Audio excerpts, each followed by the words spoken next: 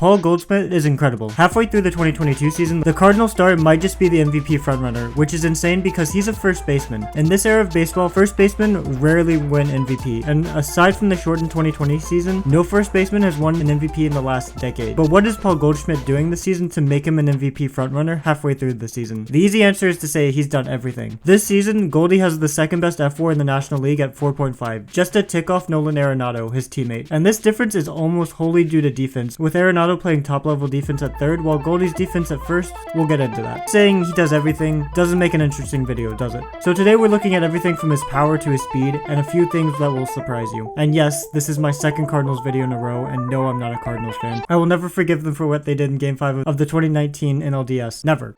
Anyway, if you're a baseball fan, you need no introduction to the slugger. For the past decade, he's been one of the premier first basemen in the game, up there with Freddie Freeman, Anthony Rizzo, and Joey Votto. But while we've seen decline from the latter two, though Rizzo has had a bit of a resurgence this year in New York, Goldie has not let off the gas. And it's not like Goldie suddenly found power or become a high average guy or discovered the god tier walk rate of someone like Juan Soto. The 34-year-old has been doing this all for well over a decade, though he's never been the most elite in any of these offensive outputs. He's hit 30 homers every full season since 2017, but he's never hit more than 40 in his career, and this year it doesn't seem to be the case either. At the All-Star break, Goldie's full season homer pace barely has him breaking 35 bombs, and while he's always had a high walk rate with him peaking at 17% in 2015, this year he's walking at 12.2%. This is still phenomenal, putting him in the 89th percentile, but this isn't what's propelling him as the MVP favorite. And what about his batting average? Prior to this season, the highest average Goldie's had in the season was 321. He's hit 304 times in his career, and he's hit at least 298 times in his career. And aside from a down season in his first season with the Cards, Goldschmidt has found himself hitting in the 295 range for the past half decade. This season he's hitting 329. It's a nice increase, but it's not like he's gone from hitting like Joey Gallo to Ichiro. Further, if you look into his advanced hitting outputs, you'd find that most of his numbers are actually down from last season, everything from XBA to X slugging, and even both max and average exit velo. This means that, if anything, we should expect Goldie to be having a slightly worse season than he did last year. So what's fueling this MVP race on the hitting side? Surprisingly, it's the doubles. Last season, Goldie only had 36 doubles, and he had a nice 69 extra base hits on the whole. This is a typical Goldschmidt year. This year, he's on pace to hit over 80.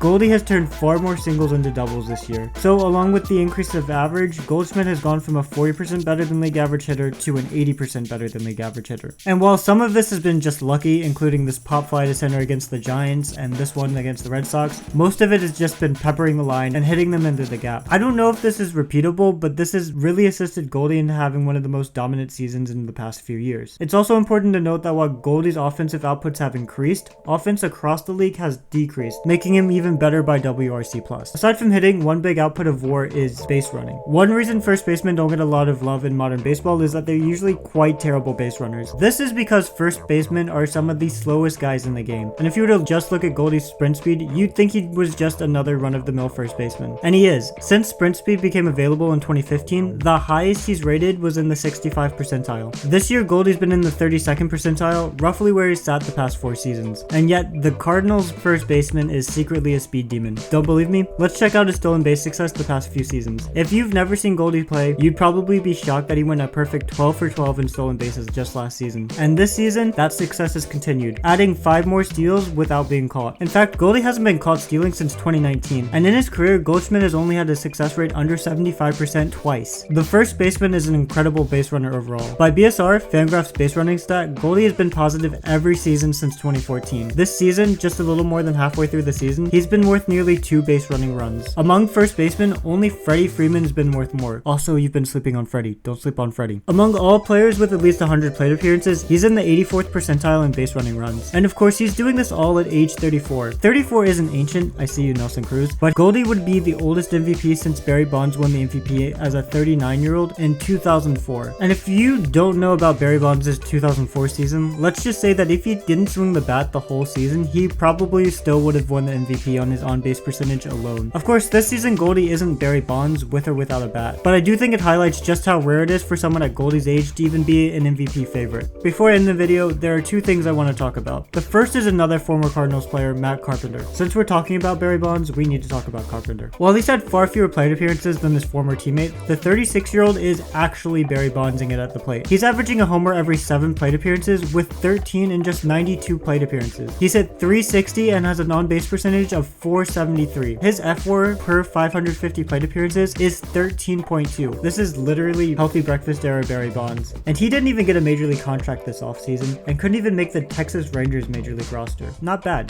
The second is Paul Goldschmidt's biggest flaw this season, and it's in an area that you wouldn't expect. In his first 3 seasons with the Cards, Goldie was in the 85th percentile or better in outs above average, and he even took home a Gold Glove award just last season. However, this year it's been a completely different story. This year, Goldie's been in the 5th percentile. The thing that has hurt him this year is balls in play going in or towards third base. While he's been positive moving in and only slightly negative going to third in his career, this year he has been fully in the negative. And because he plays on the least valued defensive position on the diamond, he's already been worth negative 10.8 runs on defense. This is why Nolan Arenado is considered a more valuable player despite having a WRC plus that is 30% worse. And yet despite this, his hitting has been so phenomenal that coupled with outstanding base running, we might see the oldest MVP in 18 years.